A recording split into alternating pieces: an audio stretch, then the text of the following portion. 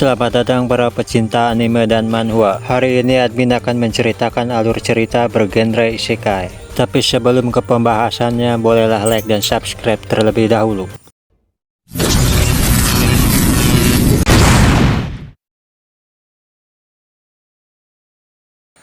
Langit menghitam dihiasi air hujan berwarna merah membasahi bumi. Mayat berserakan di mana-mana sampai tak ada lagi yang peduli. Karena semua manusia telah binasa tanpa terkecuali ada seseorang yang masih bertekuk lutut dengan napas yang terengah-engah.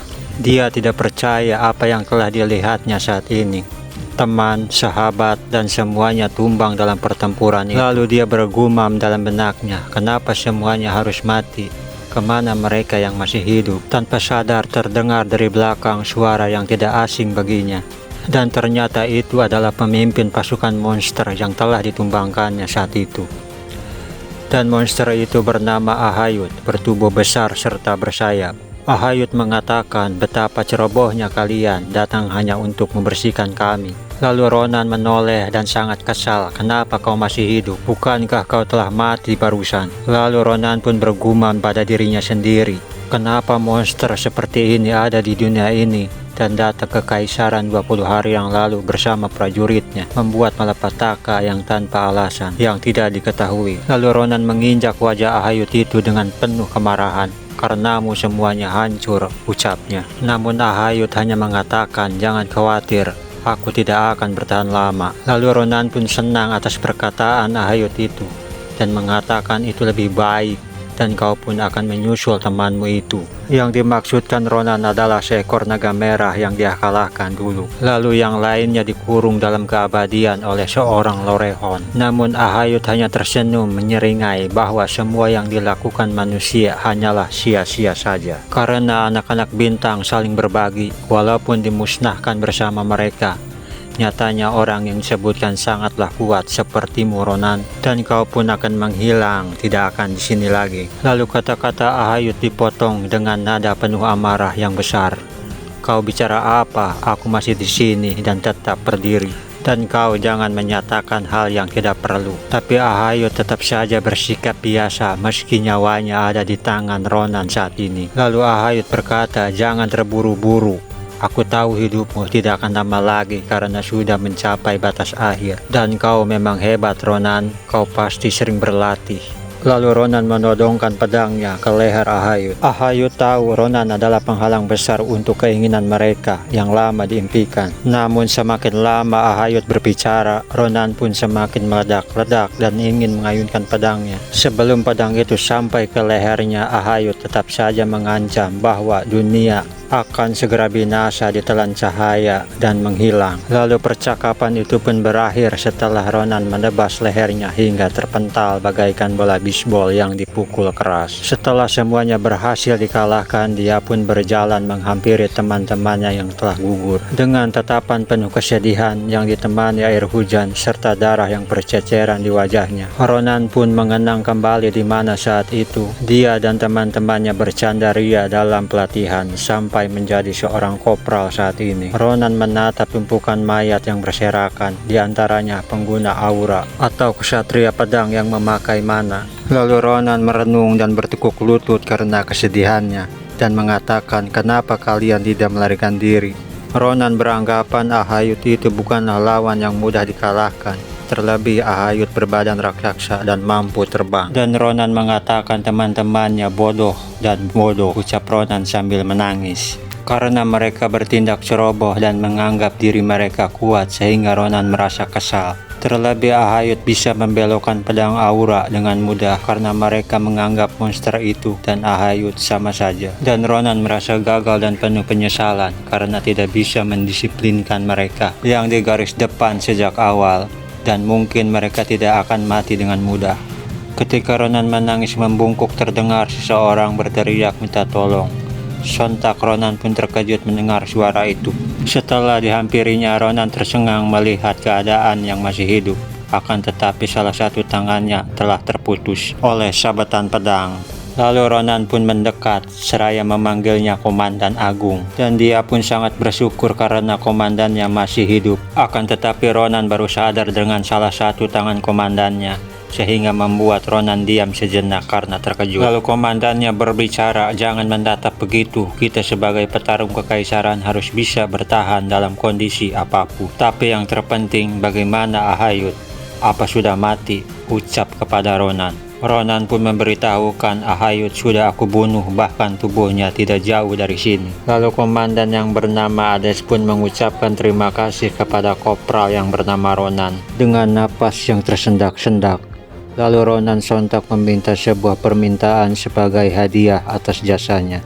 Jika semua orang yang gugur di medan tempur ini akan dibuang atau dibakar karena membangkang, bisakah komandan mengurus mereka dengan baik kali ini? Namun Ades pun berkata sama dengan Ronan, "Harusnya kamu yang mengurus mereka, karena seperti yang kau lihat kondisiku, tidak lebih baik dari kamu." Lalu Ronan batuk dengan mengeluarkan darah dari mulutnya dan memperlihatkan darah itu kepada komandannya seraya berkata, "Lihatlah, apakah aku terlihat baik-baik saja? Aku bisa mati kapan saja," ucap sambil tersenyum. Lalu komandannya bertanya, "Jika kamu ditakdirkan hidup kembali, apa yang ingin kau lakukan?" Ronan pun berbicara terang-terangan kepada komandannya. Dia berkeinginan untuk melakukan apa saja, akan tetapi selama ini Ronan selalu dibayang-bayangi oleh sosok seorang yang sangat disayanginya dan satu-satunya keluarganya, yaitu kakaknya yang telah meninggal karena peristiwa peperangan melawan monster. Dan kakaknya sangat ingin adiknya masuk ke sebuah akademi dan menjadi orang hebat. Lalu komandan yang bernama Ades hanya diam mendengarkannya.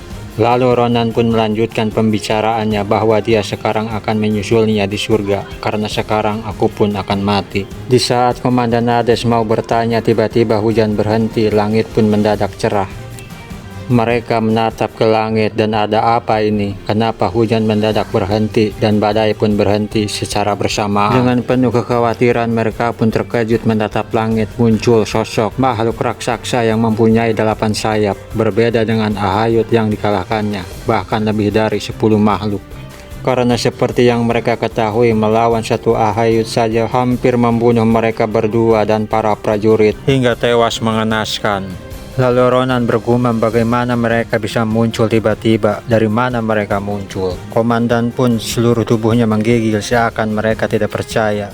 Ternyata 3 raksasa yang selama ini mereka anggap akhir dari peperangan adalah salah. Komandan Ades pun berpikir, selama ini aku sudah 3 kali untuk menyelamatkan dunia. Namun kenapa selalu berakhir gagal kembali? Entah bagaimana caranya menyelamatkan dunia ini di kesempatan terakhir ini. Komandan Ades pun diselimuti kebingungan dan perasaan cemas. Lalu Ronan menyuruhnya untuk mengeluarkan api atau semacamnya agar bisa menerbangkan Ronan ke atas. Karena jika hanya mengandalkan pedang tidak bisa menjangkaunya. Namun komandannya hanya mengatakan, "Apa kau ingin bertarung dengan keadaan kita saat ini?" Dan Ronan meyakinkan komandannya agar bertarung, jika tidak kita bisa mati konyol. Seharusnya kita harus terus bertahan sampai titik penghabisan. Selamat pun aku tetap akan mati.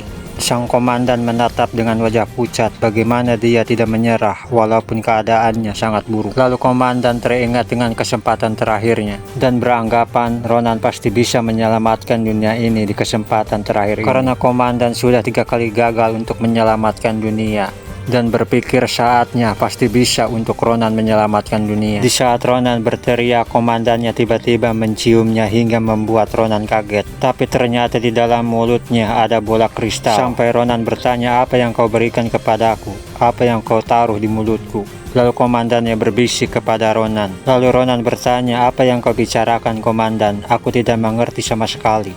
Namun komandan Ades mengatakan, "Jika kita bertemu kembali, tegurlah dan katakan kepadaku, jangan berbuat hal bodoh, tapi jadilah seorang penjahit." Bahwasannya komandan Ades sudah melakukan banyak hal di dunia ini, tapi dia belum pernah seperti itu. Seumur hidupnya selama 3 kali melakukan sebuah usaha demi usaha, namun pada akhirnya selalu gagal untuk menyelamatkan dunia. Lalu pandangan Ronan semakin tajam, pikirannya diselimuti kebingungan. Apa yang dibicarakan komandan? Lalu tiba-tiba di atas langit terlihat monster raksasa itu mengeluarkan sesuatu yang bercahaya di tangannya. Dan cahaya itu langsung menghantam mereka berdua saat masih mengobrol. Dalam sekejap mereka dan bumi yang mereka tinggali lenyap di telan cahaya. Namun hanya bola kristal kecil yang masih menyala. Dan ternyata bola itu adalah bola yang diberikan komandannya lewat mulutnya. Lalu tiba-tiba Ronan berada di suatu tempat yang tidak asing baginya, di mana dunia itu cerah, terang, dan udara yang masih segar. Namun saat itu dia tidak sadar dia telah kehilangan komandannya dan berteriak memanggil-manggilnya. Namun teriakannya tidak bisa membuatnya kembali. Setelah melihat di sekelilingnya, Ronan baru tersadar ini bukan dunia setelah peperangan. Ia menghancurkan segalanya pada saat itu. Lalu dia merenung sambil memegang kepalanya. Ternyata yang telah dibicarakan komandannya benar-benar terjadi. Pada saat itu komandannya memberikan bola kristal yang bernama ORB untuk bisa memutar kembali ke masa lalu, di mana sebelum terjadi peperangan komandannya adalah seorang penjahit, hingga sampai menjadi komandan berkat kristal ORB itu. Bahwasannya kristal ORB itu hanya bisa digunakan sebanyak 4 kali. Namun komandannya telah gagal sebanyak 3 kali dan terakhir diberikan kepada Kopral Ronan. Komandan Hades berharap kepada Ronan yang bisa menyelamatkan dunia di kesempatan terakhir ini. Dan Komandan Hades pun berpesan kepada Ronan agar Ronan mengasah kemampuannya di akademi seperti yang diinginkan kakaknya Ronan. Dan komandan menyuruhnya untuk masuk ke Akademi Pyleon karena akademi itu berisi orang-orang hebat.